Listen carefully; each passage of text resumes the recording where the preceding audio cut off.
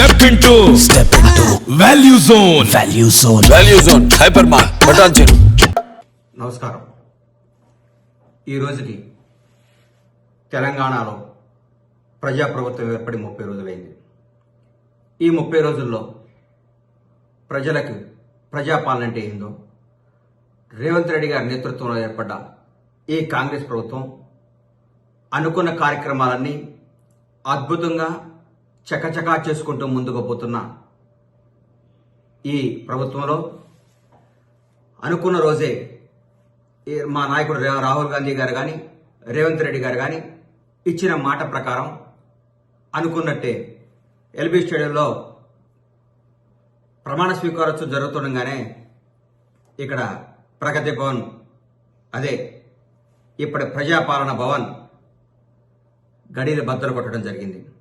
2 రోజుల్లోనే 2 కార్యక్రమాలు చేయటం, ఎన్నో అద్భుతమైన పథకాలు చేసుకోవటం, భారతదేశంలో ఉన్న ప్రతి ఒక్క ప్రధానమంత్రితో పాటు ప్రతి మంత్రి దగ్గరికి పోయి మన రాష్ట్రం గురించి, మన రాష్ట్రానికి రావాల్సిన నిధుల గురించి మాట్లాడుకోవటం, ప్రతి ఒక్కళ్ళకి రాజకీయం చేయకుండా ప్రజాపాలన అంటే ఏంటో, ప్రజలకు చేరువై ప్రజలకు న్యాయం ఎలా చేయాలో ప్రజల కోసం 20 గంటలు తప్పిస్తున్న ముఖ్యమంత్రి రేవంత్ రెడ్డి గారు.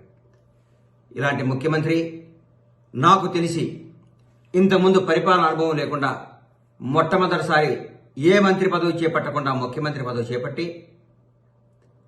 ప్రజలందరికీ చేరువై అద్భుతమైన పరిపాలన అందిస్తూ భారతదేశంలోనే ప్రతి ఒక్క నాయకుడు ఈరోజు తెలంగాణ రాష్ట్రం గురించి, తెలంగాణ ముఖ్యమంత్రి గురించి మాట్లాడుకుంటుంటే చాలా ఆనందంగా ఉంది. రేవంత్ రెడ్డి గారి నాయకత్వంలో రాబోయే 5 సంవత్సరాల్లో తెలంగాణ రాష్ట్రం భారతదేశంలోనే నంబర్ 1 రాష్ట్రంగా తీర్చిదిద్దుతారు. అన్యాయాలు లేవు, అక్రమాలు లేవు, దురపాలన లేదు, దౌర్భాగ్యమైన జీవితం అనుభవించాల్సింది లేదు. ప్రతి ఒక్కళ్ళు నిజాయితీగా ఆనందంగా గడుపుతున్నారు ఈ 30 రోజుల నుంచి.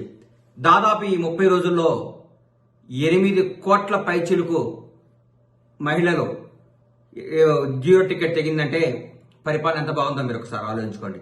ఇదే కాదు, ప్రతి ఒక్కటి ప్రజల కోసం, ప్రజా శ్రేయస్సు కోసం, ప్రజల సంక్షేమం కోసం తెలంగాణ కాంగ్రెస్ ప్రభుత్వం చకచకా దూసుకుపోతున్న విధానం చూస్తుంటే ఆనందాన్ని ఇస్తుంది, అద్భుతం అనిపిస్తుంది. రేవంత్ రెడ్డి గారి నాయకత్వంలో ఇంకా ఎన్నో అద్భుతమైన కార్యక్రమాలు జరగబోతున్నాయి.